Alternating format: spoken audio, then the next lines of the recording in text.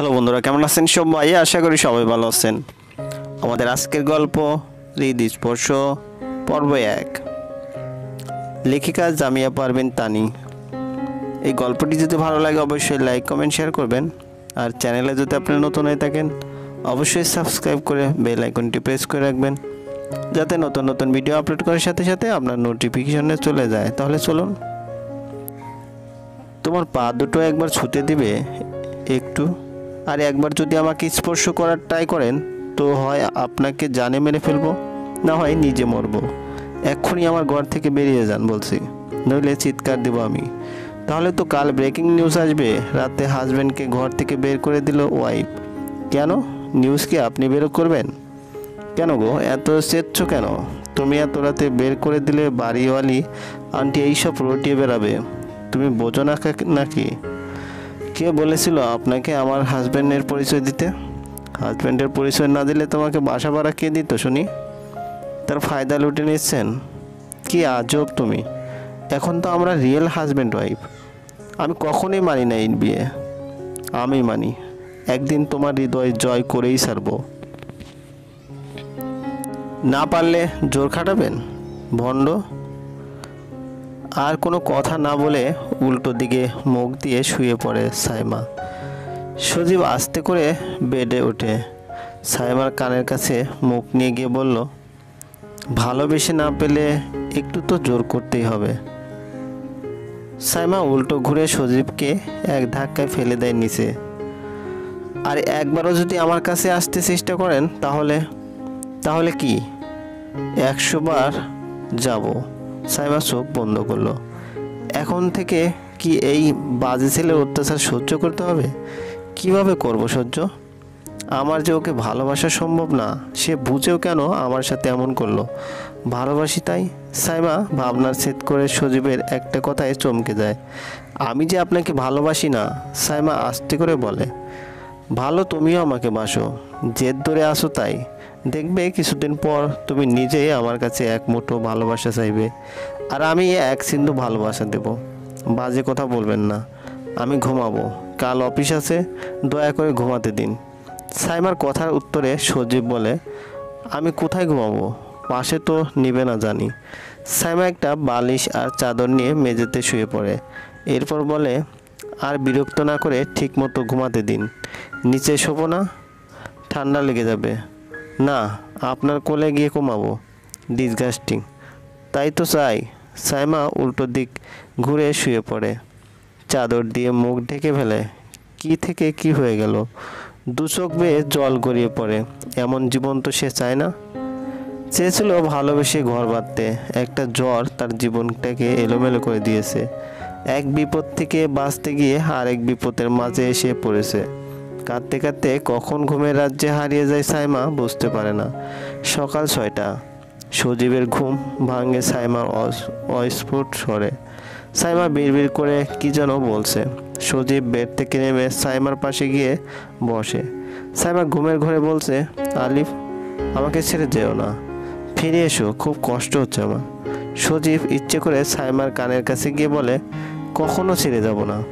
সজীব সাইমার হাত নিয়ে নিজের গলাতে দেয়। সাইমাও ঘুমের ঘরে সজীবকে আঁকড়ে ধরে। হৃদস্পর্শে তোমাকে আমার করে নিব সাইমা। সজীব চোখ বন্ধ করে। সাইমার নিঃশ্বাসের গরম বাতাস উপভোগ করতে থাকে। সকাল 7টা। ফোনে অ্যালার্ম এর শব্দ। চোখ খুলে সাইমা সজীবকে জড়িয়ে আছে দেখেই মেজাজটা খারাপ হয়ে যায়। জোরে করে ধাক্কা দেয় সজীবকে। সজীব উঠে যায়, বলে, এমন করে ধাক্কা দিচ্ছ কেন? আপনার সাহস হয় কীভাবে আমাকে স্পর্শ করার? নিজের বিয়ে করা বউকে স্পর্শ করেছি, ক্ষতি কিসের? সাইমা অ্যালার্ম বন্ধ করে ওয়াশরুমে ঢুকে যায়। 9টায় অফিসে যেতে হবে, অনেক কাজ আছে তার। এখন ওর সাথে তর্ক করে সময় নষ্ট করার মানেই হয় না। ওয়াশরুম থেকে ফ্রেশ হয়ে এসে রান্নাঘরে ঢুকে 1 কাপ চা বসাতে গিয়ে মনে হয় সজীব তো আছে, আর 1 কাপ পানি দিয়ে দেয়। তাড়াতাড়ি করে ব্রেডে জেলি মাখিয়ে নেয় সাইমা। একটা প্লেটে করে সজীবের সামনে দিয়ে আসে। আমি তো ভেবেছিলাম তুমি একাই খাবে। সাইমা মাথা ঘুরিয়ে মুখ বাঁকিয়ে চলে আসে রান্নাঘরে। নিজে কোনো রকম খেয়ে নিয়ে চা কাপে নেয়। সজীবকে 1 কাপ দিয়ে নিজেও 1 কাপ নিয়ে নেয়। আলিফ আলিফ করে চিৎকার করছিলে, তাই তোমার কাছে গিয়েছিলাম। 100 বার আলিফকে ডাকবো, আর ভুলেও কাছে আসবেন না। একদিন দেখবে তুমি নিজেই আমার কাছে আসবে। যাই হোক, অফিসে যাও দেখে শুনে। আমাকে আমার বাসায় যেতে হবে। কাল থেকে তোমার সাথে আছি। বাসাতে খবরও দেয়নি। সবাই নিশ্চিত টেনশন করছে।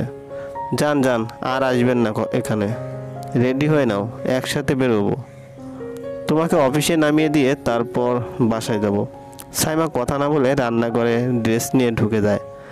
এক রুমের ছোট্ট বাসা, চাকরির জন্যই নিজের শহর ছেড়ে এত দূর আসা। সজীবই এই রুমটা ঠিক করে দিয়েছে, তাও হাজব্যান্ড ওয়াইফ পরিচয়ে। ফেসবুকে একটা গ্রুপ থেকে সাইমা আর সজীব এর পরিচয় হয়।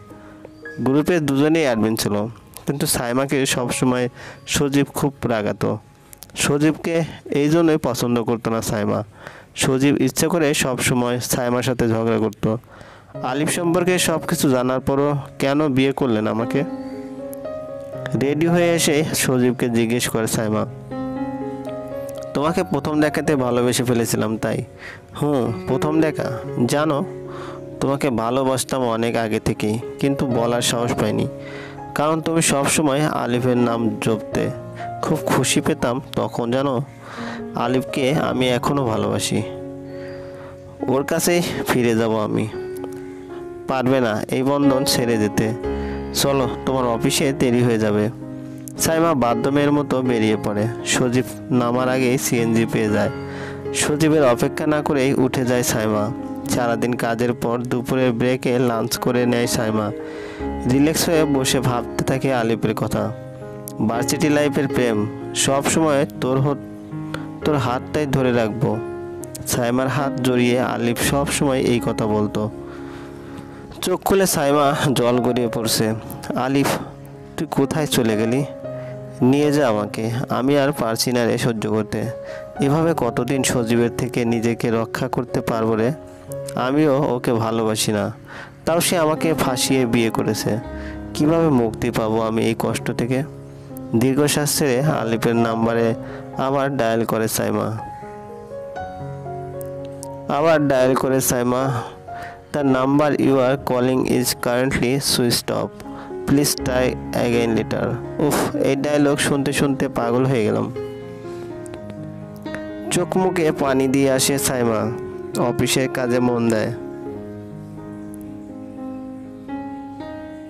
সজীবকে বাড়িতে দেখে খুব রেগে যায় ওর মা কামরুন নাহার। কিরে বেয়াদব ছেলে, কাল থেকে কতবার ফোন দিয়েছি, তুই দেখেছিস? মা, আমি বিয়ে করেছি কালকে। কোনো রকম ভনিতা ছাড়াই বলল সজীব। কি বললি তুই? বেরিয়ে যা বাসা থেকে। আজ থেকে জানবি তোর মা মরে গেছে। মেয়েটা কে? জোর করে বিয়ে করেছি। মানে বাধ্য করেছি বিয়ে করতে। এখন কি করে না মানিয়ে নেব সেটা না বলে বলছো বের হয়ে যা। তাহলে জন্ম কেন দিয়েছিলে? ছেলের বিপদে যদি মা হয়ে পাশে না থাকো তো? কান্নায় ভেঙে পড়েন কামরুন নাহার। তুই ছেলে হয়ে এই কথা বলতে পারলি? জানিস তুই কত টেনশন করছি তোর জন্য? এত কেঁদো না তো, আমি মরিনি। মেয়েটা কে? সাইমা ওর নাম। যাই হোক, ওর আগে একবার বিয়ে হয়েছিল, 2 দিন পর ডিভোর্স হয়ে গেছে, তাই ও বিয়ে করতে চায় না। জোর করে বিয়ে করেছি। এখন তুমি বলো ওকে কি মেনে নেবে? হায় আল্লাহ রে, দেশে কি আর মেয়ে ছিল না? কপাল পোড়াইলে তুই আমার রে। তার মানে মেনে নিবে না, তাই তো?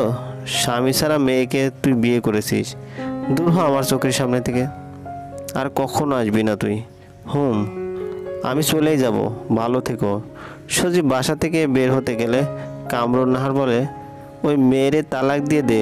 যদি তুই আমাকে ভালোবাসিস তাহলে তালাক দিবি, নইলে আমার মরা মুখও তুই দেখতে পারবি না। মা, তোর মা নাই, বের হ বাড়ি থেকে। কোনো রকম সজীবকে বের করে দিয়েই কাঁদতে বসলেন কামরুন নাহার। সজীব চুপচাপ সাইমার ঘরের আরেকটা চাবি দিয়ে দরজা খুলে ঘরে বসে থাকে। অফিস শেষে ক্লান্ত হয়ে বাসায় ফিরে সাইমা। দরজাতে তালা নাই দেখে অবাক হয়। নখ দিতেই সজীব দরজা খুলে দেয়। সাইমা জোরে করে চিল্লিয়ে ওঠে, চলবে বন্ধুরা। এই গল্পটি যদি ভালো লাগে অবশ্যই লাইক কমেন্ট শেয়ার করবেন, আর চ্যানেলে যদি আপনি নতুন হয়ে থাকেন অবশ্যই সাবস্ক্রাইব করে বেল আইকনটি প্রেস করে রাখবেন, যাতে নতুন নতুন ভিডিও আপলোড করার সাথে সাথে আপনার নোটিফিকেশনে চলে যায়। ধন্যবাদ, ভালো থাকবেন।